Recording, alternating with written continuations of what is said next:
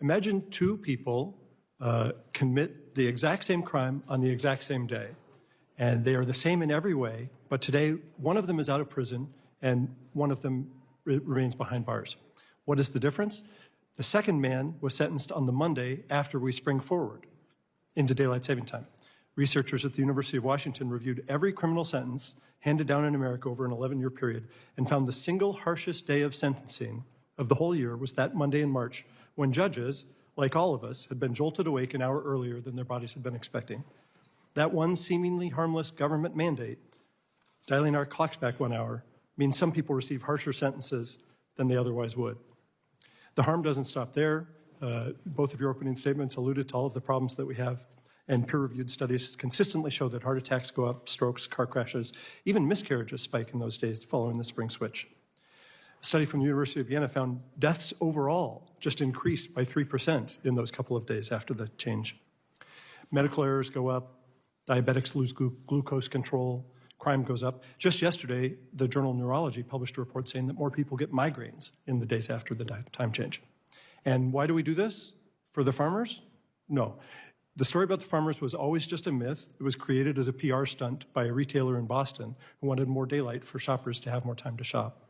He thought it would sound better if we said it was for the farmers. If changing the time twice a year is so deadly and such an outdated relic, why haven't we fixed it yet? It's probably because of this issue we face about whether we should lock into permanent daylight or permanent standard time. I've seen countless polls and I've talked to thousands of people about this.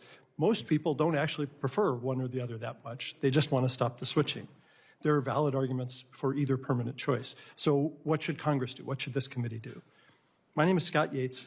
I've been reading, writing, and testifying about this for nearly a decade, and I have this recommendation. Lock the clock, as this bill says, but after a 2-year implementation.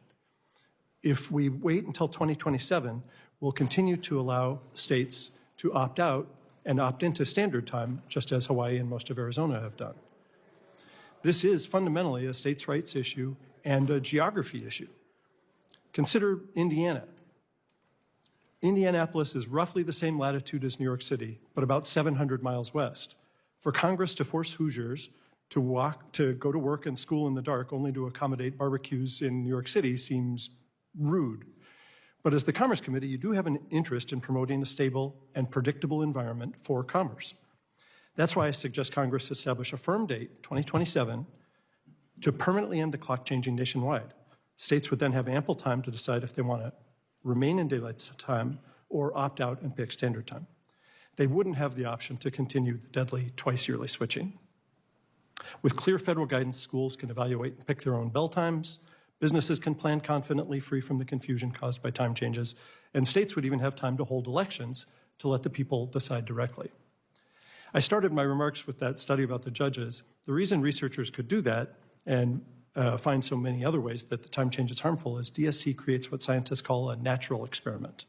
Scientists can compare real-world results about what happens when the time changes.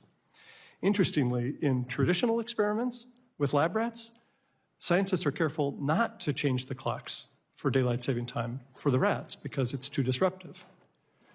So my closing question for you today is this. At long last, can we treat our citizens with the decency that we treat our lab rats? Thank you, and I'm open to any questions. Thank you, Mr. Yates, for very interesting testimony.